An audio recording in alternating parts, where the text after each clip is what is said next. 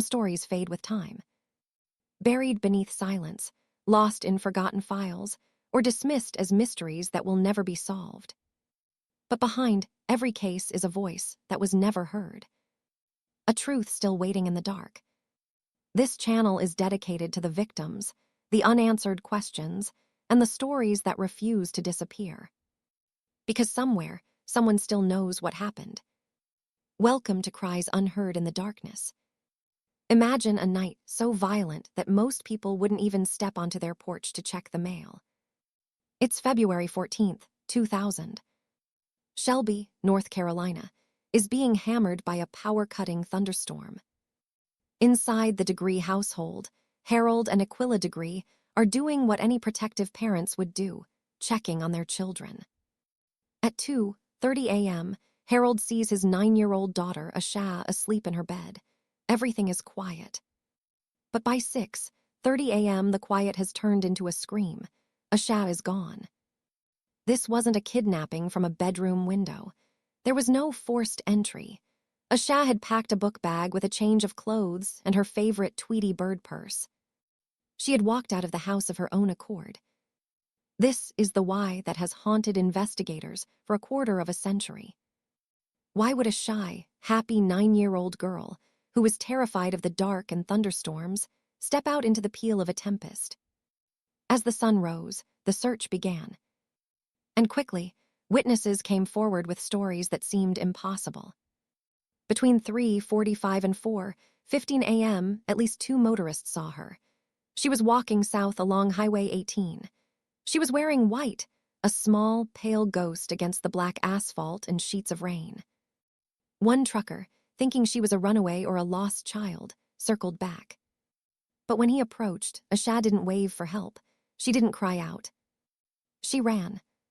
She bolted into the tree line near an area known as the Old Shed. It would be the last time a confirmed witness saw Asha Degree alive. The search of that shed turned up chilling items. A green hair ribbon, a Mickey Mouse hair bow, and a candy wrapper. They belonged to Asha, but the trail stopped at the edge of the woods.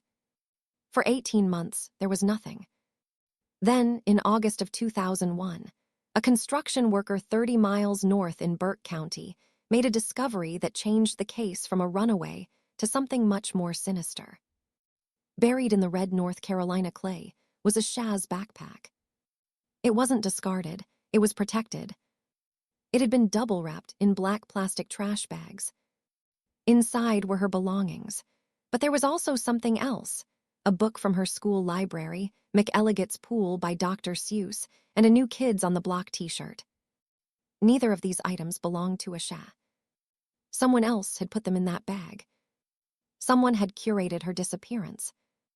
The case sat in a cold status for decades. The FBI offered rewards. The family held annual walks. But behind the scenes, science was catching up.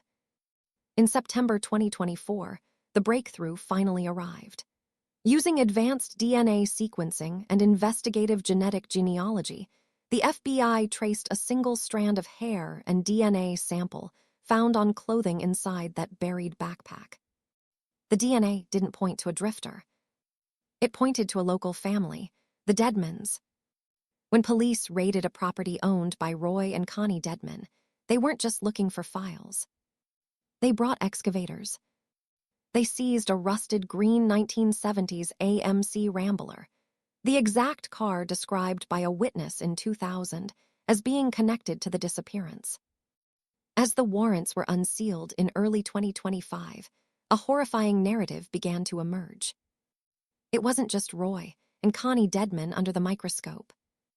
It was their children.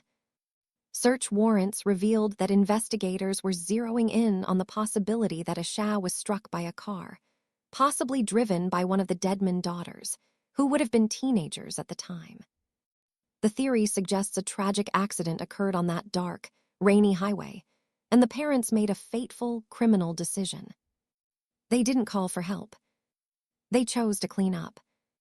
Text messages recovered from 2024 show family members discussing the theory that an accident happened and was covered up. Even more chillingly, a witness came forward claiming one of the sisters had a mental breakdown years ago, crying that she had taken a life. As we stand here in 2026, the focus has shifted to a specific plot of land in Lincoln County, near a former school for troubled youth.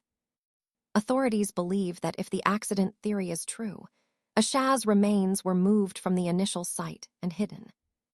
For the last several months, the North Carolina soil has been sifted inch by inch. The Shelby community is holding its breath. For over 20 years, they wondered if a monster lived among them. Now, it seems the answer is much more human and much more tragic. It was a secret kept for a generation, buried in plastic bags and rusted cars, while a family waited by the phone for a girl who would never call. Asha Degree was 9 years old. She loved basketball, her family, and school. She deserved a life. While we wait for the final forensic confirmation, one thing is certain. The road is no longer quiet. If you have any information regarding Asha, please contact the Cleveland County Sheriff's Office. Thanks for listening to Cries, Unheard in the Darkness. If this story stayed with you, you're not alone. Subscribe, because the darkness always has more to say. Until next time, listen carefully.